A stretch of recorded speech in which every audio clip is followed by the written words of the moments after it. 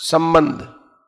जो भगवान को अज अविनाशी नहीं मानते उनके ही सामने माया का पर्दा रहता है, पर भगवान के सामने वह पर्दा नहीं रहता।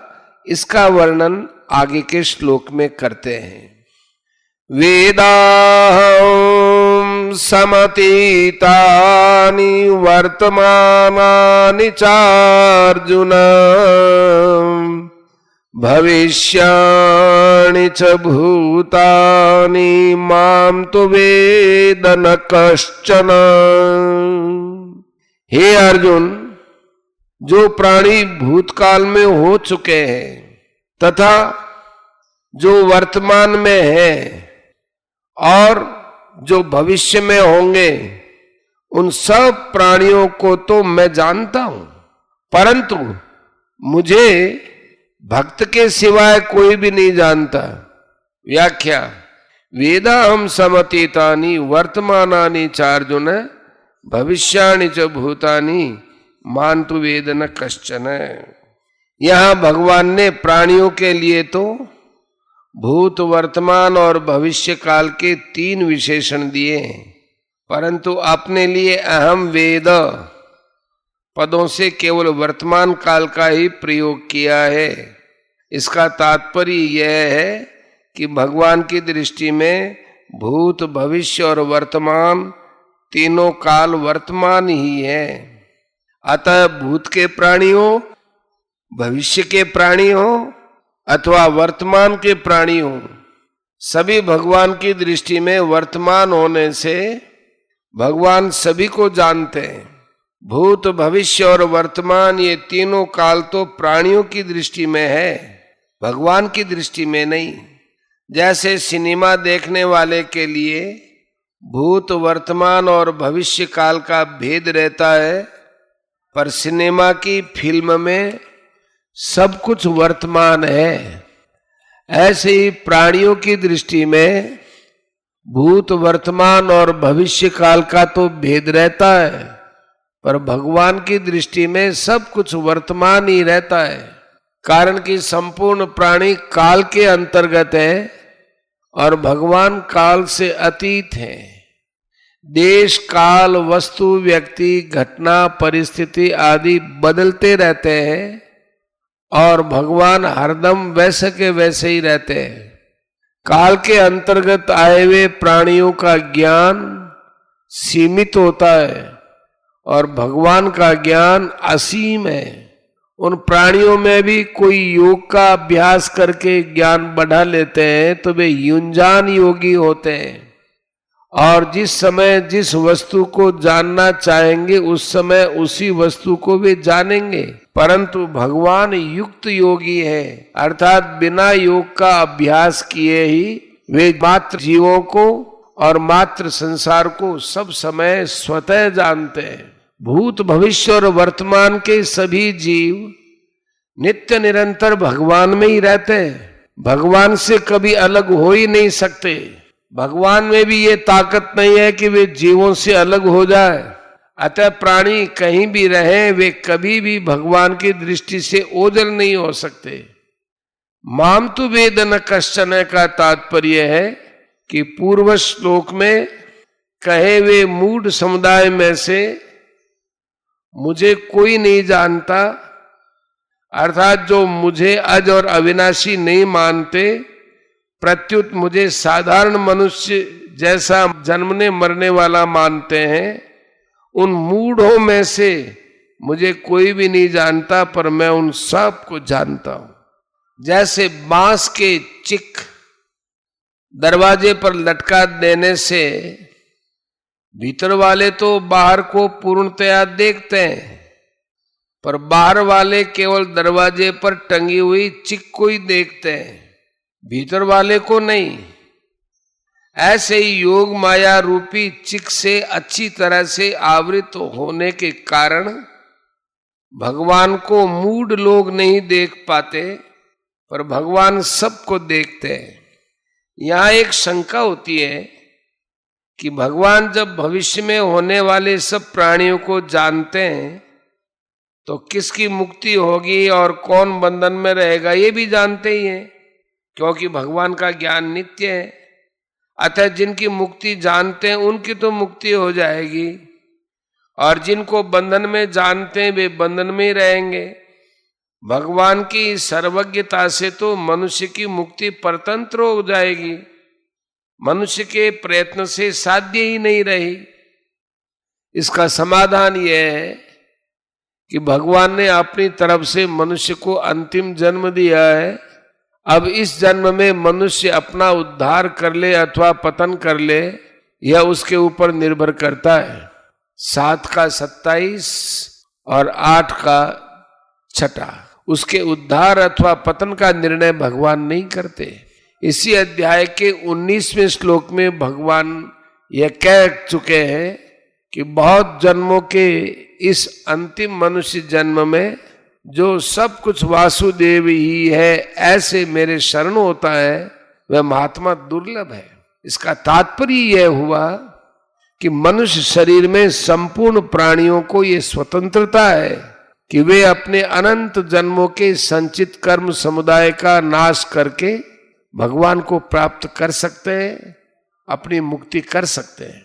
अगर यही माना जाए कि कौन सा प्राणी आगे किस गति में जाएगा ऐसा भगवान का संकल्प है, तो फिर अपना उद्धार करने में मनुष्य की स्वतंत्रता ही नहीं रहेगी।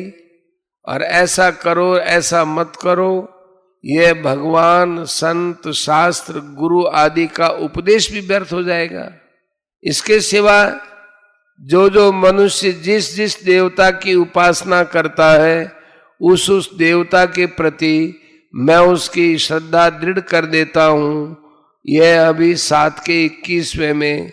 और अंत समय में मनुष्य जिस भाव का स्मरण करके शरीर छोड़ता है वह उसको प्राप्त होता है।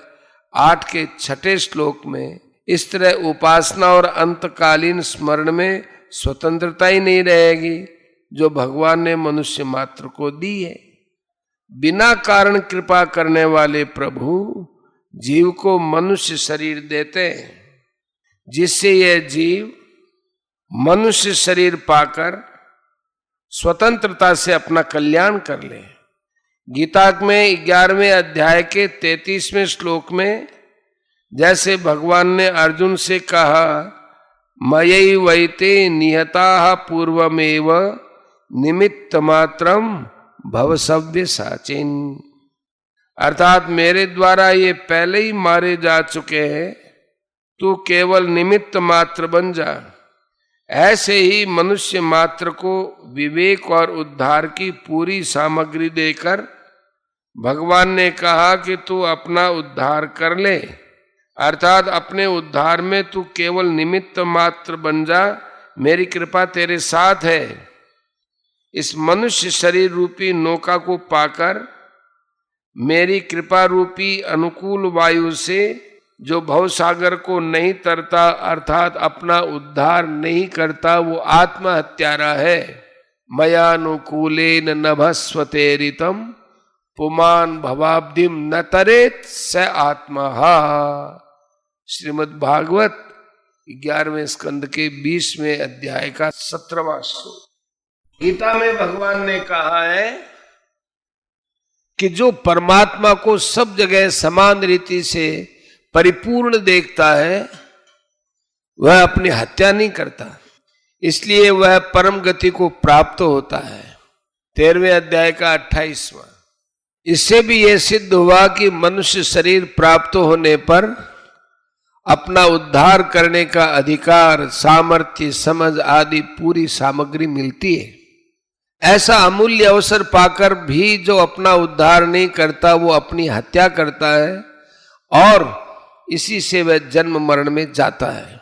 अगर ये जीव मनुष्य शरीर पाकर शास्त्र और भगवान से विरुद्ध न चले तथा मिली हुई सामग्री का ठीक ठीक उपयोग करे तो इसकी मुक्ति तो स्वतः सिद्ध है, इसमें कोई बाधा लग ही नहीं सकती।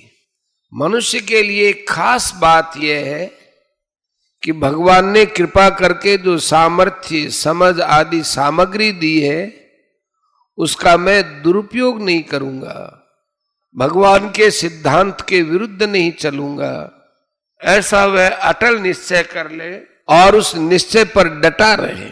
अगर अपनी असामर्थ्य से कभी दुरुपयोग भी हो जाए तो मन में उसके जलन पैदा हो जाए और भगवान से कह दे, हे नाथ मुझसे गलती हो गई, अब ऐसी गलती कभी नहीं करूंगा। हे नाथ बल दो जिससे कभी आपके सिद्धांत से विपरीत न चलूं, तो उसका प्रायश्चित हो जाता है और भगवान से मदद मिलती है। मनुष्य की असामर्थ्य दो तरह से होती है। एक असामर्थ्य यह होती है कि वह कर ही नहीं सकता।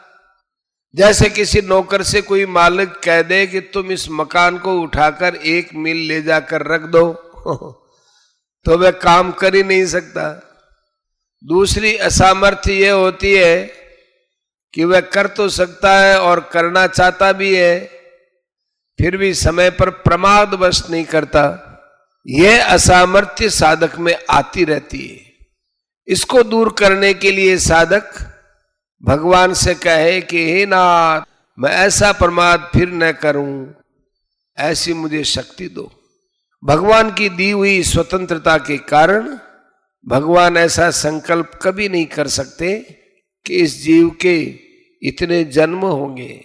इतना ही नहीं, चर अचर अनंत जीवों के लिए भी भगवान ऐसा संकल्प नहीं करते कि उनके अनेक जन्म होंगे।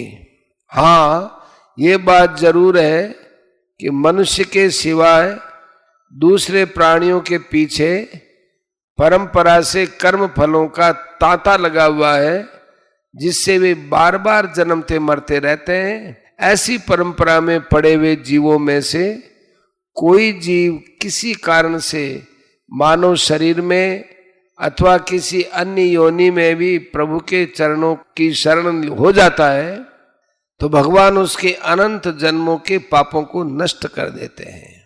कोटि विप्र बदला गई जाहू, आये शरण तजऊ नहीं ताहू, सन्मुख होय जीव मोहि जबहि, जन्म कोटि अघ ना सही तबहि। सुंदरकांड 44वें नंबर का दोहा, पहला नंबर चौपाई, पहला दूसरा। परिशिष्ट भाव। यहां ये शंका हो सकती है कि जब भगवान सब जीवों को जानते ही हैं तो फिर जिसको बद्ध जानते हैं वो बद्ध ही रहेगा, जिसको मुक्त जानते हैं वो मुक्त हो जाएगा, क्योंकि भगवान का ज्ञान तो नित्य है। यह शंका वस्तुतः है संसार की सत्ता और महत्ता को लेकर हमारी दृष्टि में है। वास्तव में भगवान और महात्मा दोनों की ही दृष्टि में संसार है ही नहीं, प्रत्युत केवल भगवान ही भगवान है। वासुदेव है सर्वम। हमने ही अहम के कारण संसार को सत्ता और महत्ता दे रखी है। इसलिए भगवान हमारी भाषा में भूत भविष्य वर्तमान की बात कहते हैं। अगर वे हमारी भाषा में न बोलेंगे तो हम समझेंगे ही कैसे। जैसे हमें अंग्रेजी भाषा सिखाने वाला अगर अंग्रेजी भाषा में ही बोले तो हम अंग्रेजी सीख ही नहीं सकेंगे। भगवान का ज्ञान नित्य है, सब कुछ भगवान के ज्ञान के अंतर्गत है, उनके ज्ञान से बाहर कुछ भी नहीं है। भगवान के ज्ञान में उनके सिवा कुछ नहीं है। मत्त परतरम नान्यत किंचिद अस्ति, 7 का 7वां। जीव ने ही अहम के कारण अज्ञान से जगत को धारण कर रखा है। ययेदम धार्यते जगत, 7 का 5वां। अतः बंधन और मोक्ष जीव के ही बनाए हुए हैं। तत्व से न बंधन है न मोक्ष है, किंतु केवल परमात्मा ही परमात्मा है। 2 बार च देने का तात्पर्य है कि कोई भी काल स्थायी नहीं है।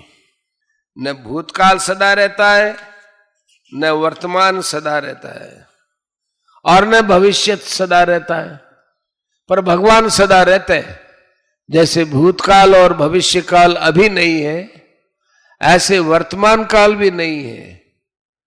भूतकाल और भविष्यत काल की संधि को ही वर्तमान काल कह देते हैं।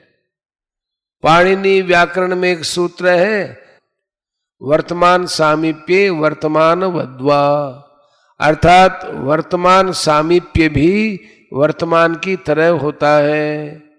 जैसे भूतकाल को लेकर कहते हैं कि मैं अभी आया हूं, और भविष्यत काल को लेकर कहते हैं मैं अभी जा रहा हूं। यह वर्तमान सामीप्य है। वास्तव में वर्तमान सामीप्य को ही वर्तमान काल कह देते हैं। अगर वर्तमान काल वास्तव में होता तो वह कभी भूतकाल में परिणत नहीं होता। वास्तव में काल वर्तमान नहीं है, प्रत्युत भगवान ही वर्तमान है। तात्पर्य है कि जो प्रतिक्षण बदलता है वो वर्तमान नहीं है, प्रत्युत जो कभी नहीं बदलता वही वर्तमान है। इसलिए भगवान ने श्लोक के आरंभ में वर्तमान क्रिया दी कि वेदाहम। भगवान भूत भविष्य और वर्तमान सब में सदा ही वर्तमान है, पर भगवान में न भूत है, न भविष्य और न वर्तमान है। भगवान का वर्तमानपना काल के अधीन नहीं है, क्योंकि भगवान काल के अतीत हैं। काल न भगवान की दृष्टि में और न महात्मा की दृष्टि में।